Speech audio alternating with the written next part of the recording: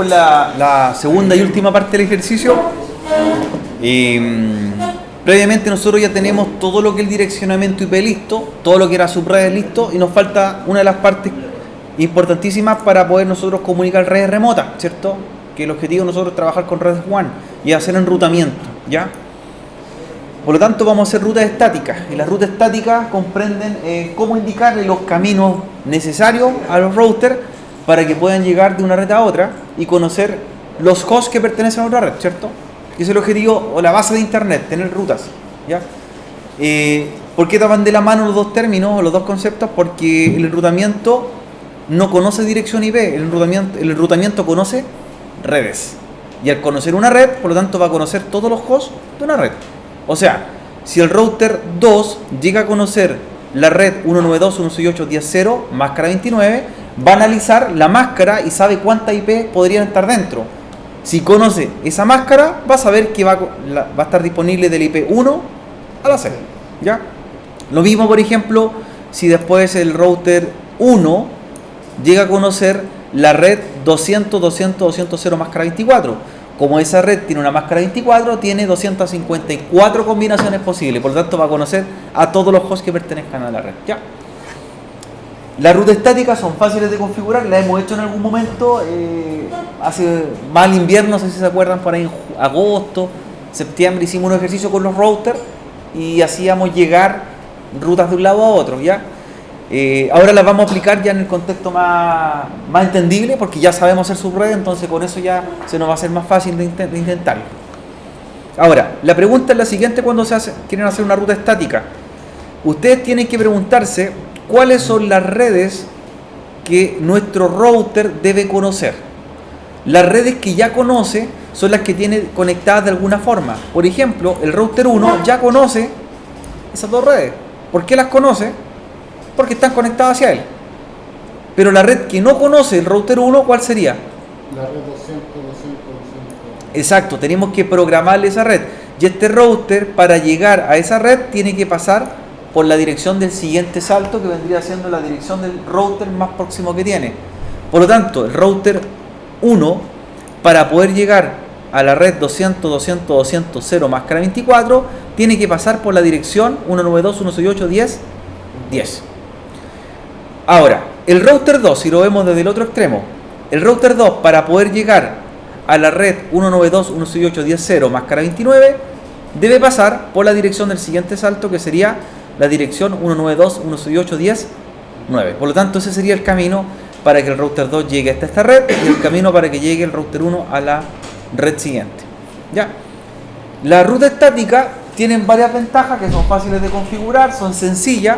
La gran desventaja es que si la red empieza a crecer con el tiempo, es decir, por ejemplo, acá aparece otra red nueva, debo volver a reconfigurar. Cada vez que la red crece, debo aplicar nuevamente los comandos, ¿ya?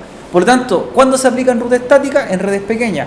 Una red que no tenga, por ejemplo, más de 3 o 4 routers, una ruta estática es lo correcto. Si esta red estamos hablando que tiene 10 routers o 20 routers, ya la ruta estática sería muy difícil o se nos escaparía de las manos cómo configurar, porque tiene un crecimiento, ¿ya? Redes pequeñas, o yo quiero enrutar una ciudad con otra, nada más que eso, ruta estática.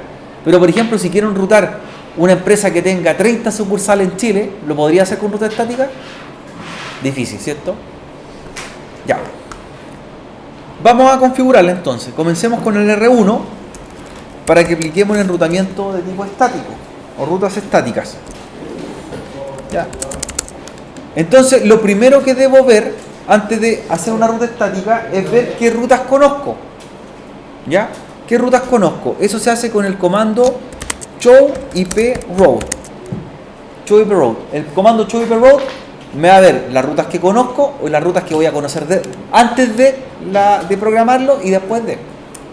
¿Ya? Si ejecuto el comando show IP route en el router 1, en el R1, antes de empezar a aplicar el protocolo, me van a salir algunas rutas ya que están disponibles, ¿ya? Por ejemplo, aparecen las redes que deberíamos conocer. Dice que conoce la red 192.168.10.0 y conoce la red 192.168.10.8.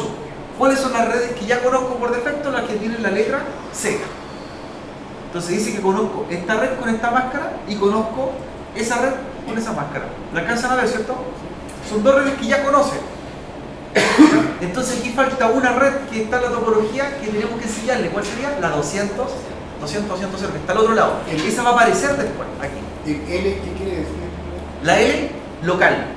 Dice que la conozco esa red a través de esa dirección. Conozco esa red a través de la dirección. La dirección local es mi dirección con la que conozco esa red. ¿Ya? Entonces cuando nosotros terminemos de programar las redes y hagamos el comando chvproute, van a aparecer con una sigla y la sigla va a ser la letra S. Así que recuerden, va a aparecer una sigla S que significa que nosotros hicimos una ruta de tipo estática, ¿ya? Con ese protocolo. La próxima semana, cuando trabajemos con otros protocolos, van a aparecer otras redes, por ejemplo con la letra R de RIP, la O de OSPF y así, ¿ya? Hay varios protocolos que se pueden programar. Manual ahora, pues. Entonces, vamos a la configuración. Configure terminal. Ya revisamos y nos dimos cuenta que hay una red que no aparece y que la que debería aparecer después sería esta red. Se la vamos a enseñar manualmente.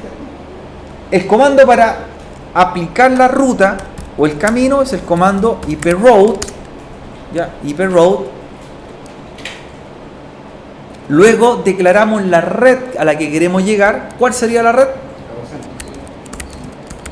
200, 200, 200. 0 es la red, no confundir, la red. Siempre se programan las redes. Si usted dijo la punto 1, una IP, es la red. Yo conozco la red. Si conozco la red con máscara 24, conozco a todas las IPs de esa red. Entonces, iproute, la red remota, 200, 200, 200, 0, ¿con qué máscara? La 205, 205, 205. Perfecto, con la máscara 24. Y lo último es el salto o la dirección por donde llego a esa red. Entonces nuestro salto, para poder llegar a esta red, el salto sería la dirección de nuestro router vecino. Sería la dirección del router vecino. Sería la 192.168.10.10. Entonces, la estructura de una ruta estática es comando iproute, luego la red a la que quiero llegar, la máscara de la red a la que quiero llegar y el salto o dirección del router por donde debo pasar. ¿Ya? Y ejecuto. Ahí se crea la ruta. Si nos equivocamos en una ruta, voy a hacer un error. Por ejemplo, ¿qué error tendría aquí? Esa red nunca existió, por cierto, no estaba presente. Si yo dejo esto pasar, fíjense, dejo la red 200, 200, 100.0, el router, cuando revise su tabla de enrutamiento, va a tratar de buscar esa red de alguna forma.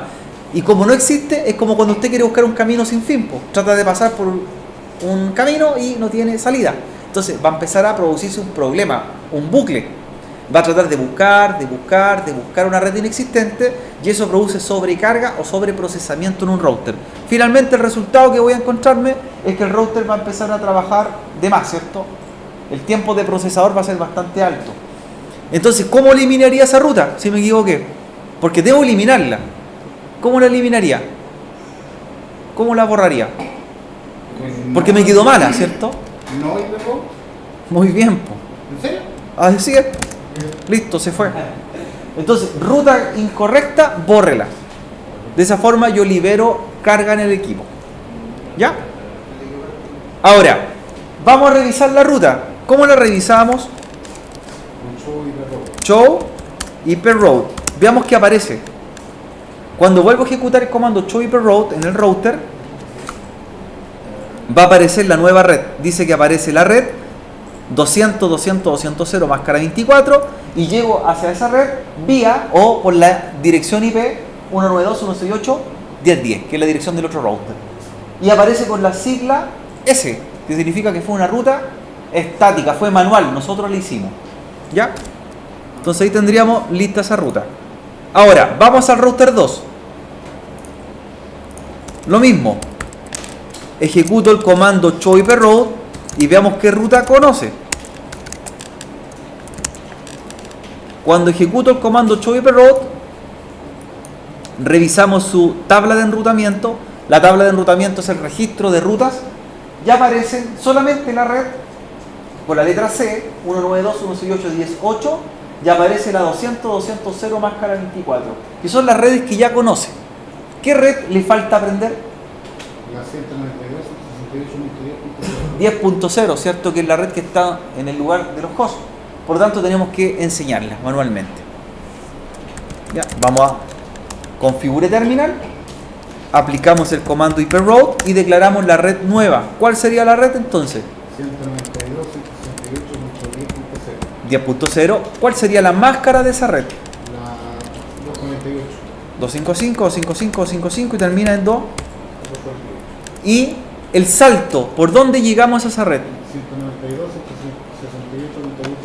Muy bien, o sea que el router 2 para llegar a esa red que está en el otro extremo debe pasar por ese camino. ¿Ya? Por lo tanto, el salto sería el 192.168.10.9. Y revisamos con el comando show hyperroute nuevamente. ¿Ya? La programación de la ruta estática, independientemente del router del fabricante que ustedes utilizan, es casi igual. Hay pequeñas variaciones en los comandos, ¿ya? Pero por lo tanto los routers Huawei o los routers Cisco, la ruta estática se programa de la misma forma. El comando es hyperroute, ¿ya? La forma de mostrarla cambia. En Cisco se muestra con show hyperroute y en Huawei se muestra con display hyperroute. El comando show se reemplaza por display. Entonces, si a usted les toca programar un router de otro fabricante, el comando es igual. El de la ruta estática es igual, el de mostrar cambia, pero la lógica es la misma, ¿cierto? Es programar la red a la que quiero llegar. Siempre la misma lógica.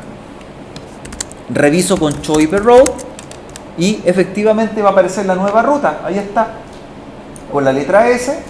La nueva ruta es la 192.168.10.0 máscara 29 y llegamos a través de la 192.168.10.9. ¿Bien? ¿Ya? Como ya están programadas las rutas, vamos a probar conectividad. Entonces lo que vamos a hacer ahora es un ping desde cualquiera de los dos hosts del PCA y el PCB, pero van a hacer un ping a los nombres de dominio. Es decir, voy a hacerle un ping a inacap.cl o un ping a ftpinacap.cl. Vamos a ver qué resultado tenemos. Entonces, ping a www.inacap.cl. Ya, vamos a ver, se va a demorar unos segundos en responder. Si están bien nuestras rutas.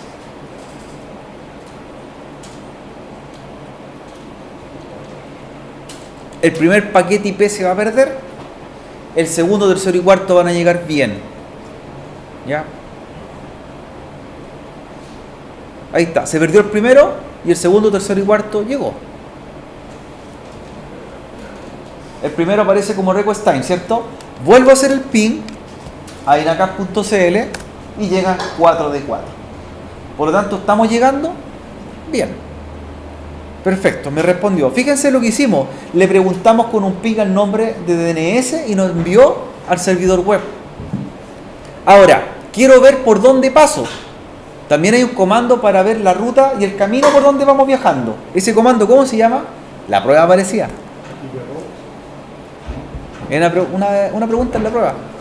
¿Cómo se llama el comando para buscar las rutas a través de internet? ¿Se acuerdan del comando tracer? Estaba en la prueba, ¿ya? Entonces, tracer www.inacap.cl y cuando hago el tracer a inacap.cl me dice por dónde paso. Por lo tanto, el primer salto, en el que me demoro 1 milisegundo, significa primer salto o primer router por donde fui. Se fue por la dirección 192.168.10.1. Entonces, el primer salto que tuve fue mi puerta de enlace. Luego, el segundo salto dice que me fui por la dirección 192.168.10.10. Por lo tanto, pasé por aquí. Y el tercer salto, que no se considera como router, sino que es el host de destino, es el host 200.200.3. Por lo tanto, ¿cuántos saltos tuve que pasar para poder llegar a ese servidor o host? 2. Cada salto representa un router. ¿Por cuántos routers pasé? Por 2 routers. Y ahí aparece el tiempo en milisegundos que me fui demorando por cada uno de ellos. O sea, si nosotros sumásemos cuánto nos demoramos en la traza, sería ¿cuántos milisegundos? 2 milisegundos. Bueno, aquí en Packet Tracer fue milisegundos, 2, pero en internet, si nosotros hacemos trazas reales, pueden ser 10 milisegundos, 5 milisegundos, porque tienen que recordar que vamos pasando por distintos routers a través del planeta, ¿cierto? Y eso pueden ser no solamente 3 routers, podrían ser 5, 20 routers, 50 routers, de acuerdo al sitio que queremos llegar, ¿ya? Y cada uno se puede demorar más que otro y produce una latencia. Porque el router quizás por el que estamos pasando tiene mucho tráfico, el medio físico ya no es fibra óptica, es cobre, y eso va sumando retardo. Finalmente, si hacemos una traza, que la vamos a hacer un momento más en internet, nos vamos a dar cuenta cuánto nos podríamos demorar en llegar a un servidor de otro extremo. ¿Ya? Aquí fueron 2 milisegundos, es la sumatoria de todos los saltos, 2 milisegundos. Entonces, si hice el tracer, me respondió, lo último que debería hacer sería ver el sitio web. Y lo vamos a ver. Y llego al servidor de inacas.cl. Por lo tanto, probé conectividad, vi los caminos, que siempre es una sola alternativa para llegar, y vi el sitio web. ¿Ya? Ahora, como ya tenemos los saltos, como ya hicimos la traza, indicamos el camino, nos falta probar el otro sitio. ¿Cuál el otro sitio sería? El FTP. Solamente para ver si podemos subir un archivo remoto, una nube, ¿cierto?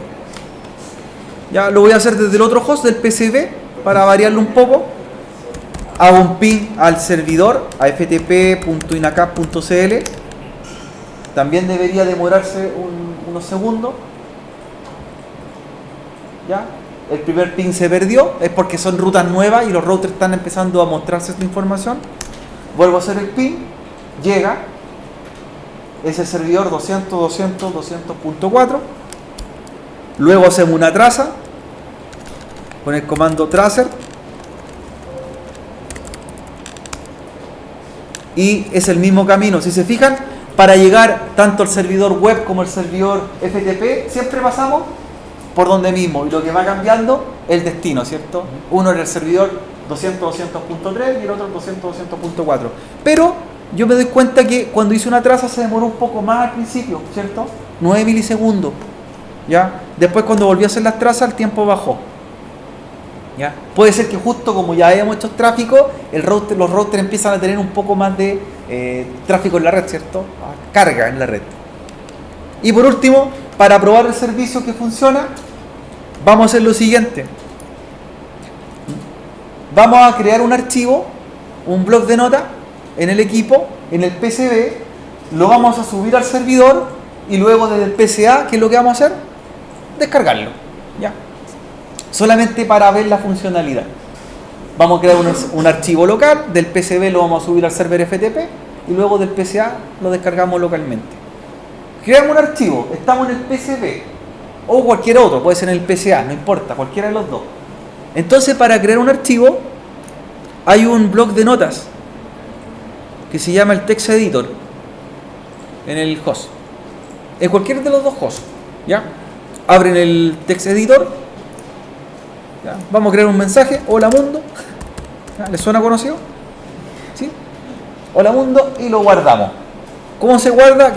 Al cerrar el archivo con la X nos pregunta por un nombre, le digo save. Lo vamos a guardar como ejemplo1.txt. Ejemplo1.txt. ¿Ya?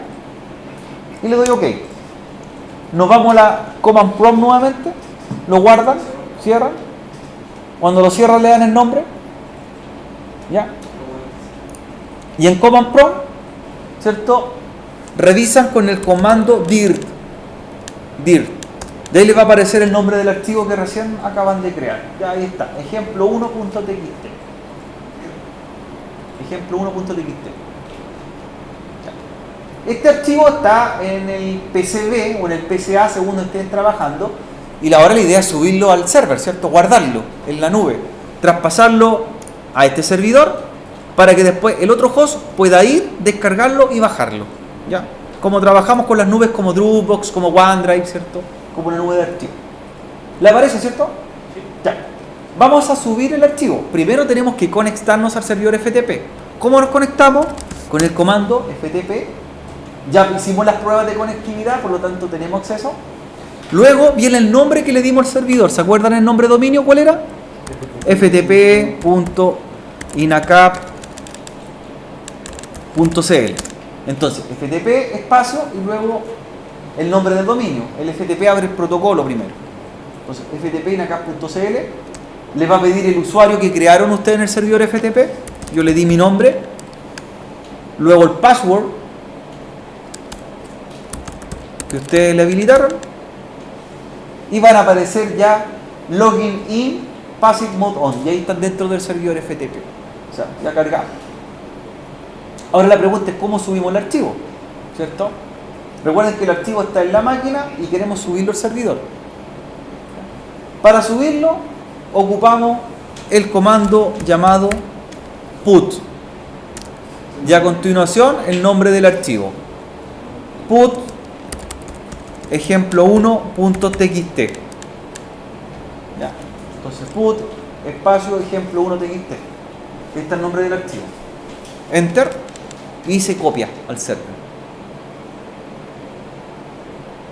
Si esto dice que fue copiado, el archivo tenía un tamaño de 10 bytes y se demoró, ¿cierto?, un par de milisegundos, 0,52 milisegundos. ¿Ya? Y para desconectarse al servidor FTP, quit. ¿Ya? Ahí salí. Ahora, vamos a ver que realmente este archivo lo guardaron. ¿Ya? Voy al servidor FTP a revisar. Voy a la pestaña FTP y busco, y por ahí está el archivo que recién hicimos, en el número 27 aparece. Dice ejemplo1.txt. Ya está guardado en un servidor de archivo. Ahora, ¿cómo lo bajamos a la otra máquina? Lo que queremos hacer es que ese archivo se guarde en el otro PC. ¿Ya?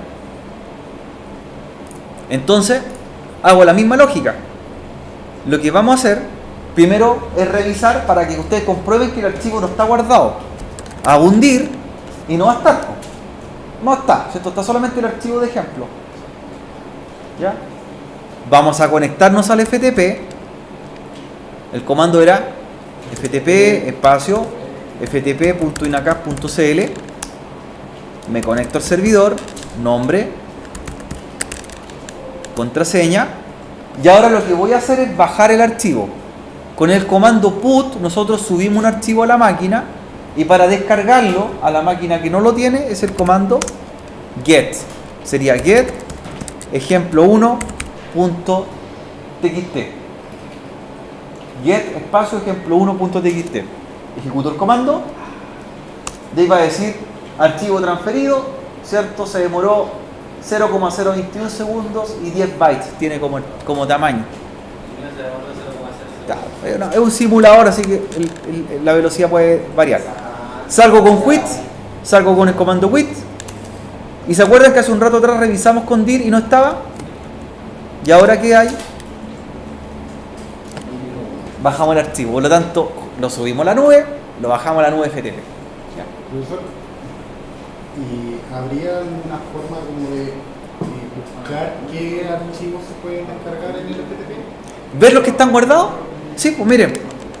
Por ejemplo, me voy a conectar, porque me desconecté, ¿cierto? Me conecto al FTP. Ya. Me conecto nuevamente. Cuando aparece el login in es que estamos dentro del servidor. ¿Con qué comando revisamos los archivos locales hace un momento atrás? Con un comando. ¿Cuál fue? Dir. Si estoy en el servidor también hago un dir. Pues miren, y ahí están los archivos del server, los que están guardados. Entonces dentro de uno de ellos, ahí está. Aparece. Entonces yo podría tomar cualquiera de estos archivos que está ahí y bajarlos, ¿cierto? Yo podría escribir get, el nombre del archivo y descargarlo. Los puedo ir subiendo y bajando. El que creamos nosotros fue un archivo en un bloc de notas, pero los que están ahí almacenados son imágenes de sistema operativo Cisco. Ya, así que yo podría bajar un sistema operativo a un PC y virtualizarlo, hacer un entorno real. ¿Bien? ¿Qué pasó? No sé, cuando abrí la contraseña dice error. ¿La puso la contraseña en el servidor FTP? Sí, Vaya a revisarla si es la misma. es la misma. ¿Seguro? ¿Habilitó, puso on en el servicio?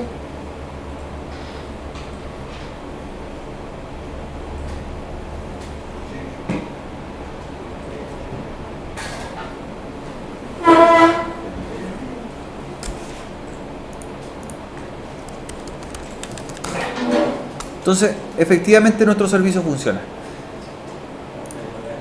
Voy a abrir el Chrome.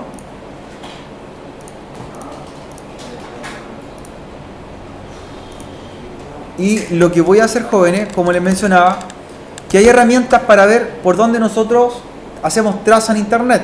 El comando tracer, el que hicimos hace un momento atrás, nos permitió saber cuáles eran los caminos por donde llegamos a un servidor, ¿cierto? Pero hay herramientas gráficas, una de ellas que me gusta harto usar, hay una que se llama Visual Route.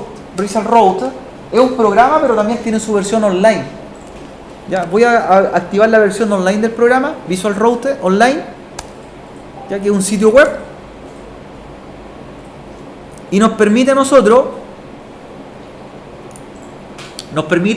hacer una traza, ¿ya?, a dominios, y nos va a decir por dónde pasamos, cuáles son nuestros saltos. Por ejemplo, vamos a hacer una traza a facebook.com, ¿ya?, el nombre del dominio, facebook.com.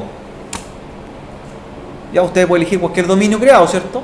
Dominio público. Les digo Start Test, ¿ya? Y va a empezar a generar la traza y los saltos. Abajo le está indicando por dónde usted va pasando. Cada salto es un router desde localmente donde estamos nosotros, va pasando a través de internet o por diversos proveedores de internet, ¿ya? Y cada uno se demora un tiempo mayor o menor.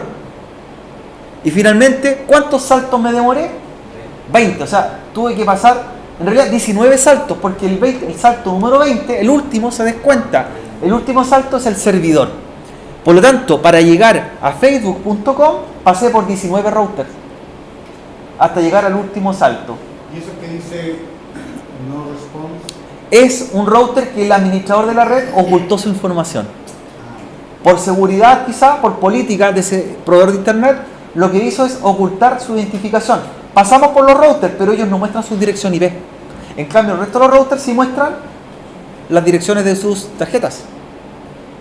O sea, 19 saltos nos costó. Y arriba aparece la ruta real. Si ustedes revisan, aparecen los saltos reales por donde pasamos hasta llegar hacia ellos.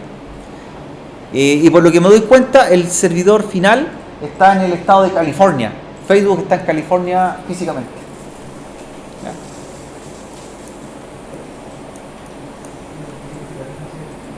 ¿Ya? Así que ahí tenemos una traza.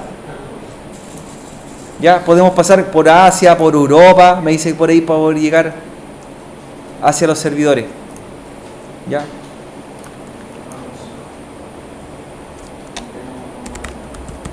Netflix.com, vamos a ver por dónde pasamos. Y comienza la traza.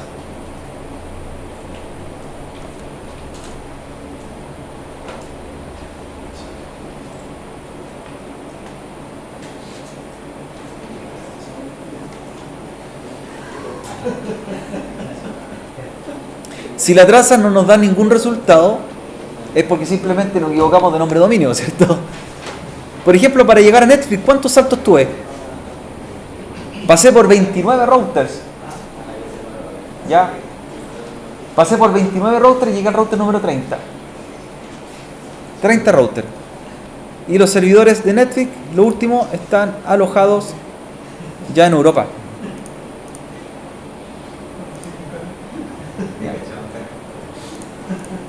¿Qué dominio está buscando, Diego? ¿O Roberto? ¿Qué dice? Porno... ¿Cuánto? ¿Con A? Porno... Empieza con X y termina con X. ¿Ya?